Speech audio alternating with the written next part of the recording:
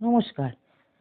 সত্যিকারের ভক্তের ক্রিয়া। ভক্ত সর্বত্র এবং সর্বভূতে তার পরম প্রিয় প্রভুকে দেখে থাকেন। তাই তাদের দৃষ্টিতে মন, বাক্য, শরীর দ্বারা কৃত সমস্ত কর্মই একমাত্র ভগবানের প্রসন্নতার জন্য হয়ে থাকে। তা সত্ত্বেও ভক্তদের জীবনেও দেখা যায় যে তাদের মহিমা, আদর, আপ্যায়ন, তাদের কোনো ক্রিয়া, এমনকি তাদের সৌম্য চেহারা দেখেও কোনো কোনো ব্যক্তি ঈর্ষাবশত উদ্বিগ্ন হয়ে ওঠে এবং ভক্তদের অকারণে হিংসা ও বিরোধিতা করতে থাকে। ভক্তের প্রতি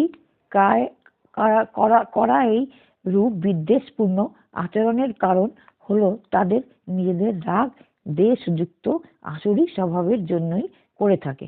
নিজেদের স্বভাবের জন্যই তাদের কাছে ভক্তদের হিতপূর্ণ ক্রিয়া ও উদ্বেগজনক বলে মনে হয়।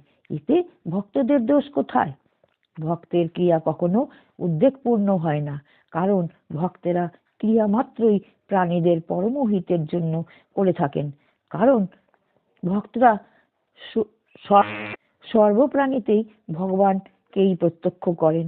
বাসুদেব সর্বম, তারা এটাই মনে করে থাকেন।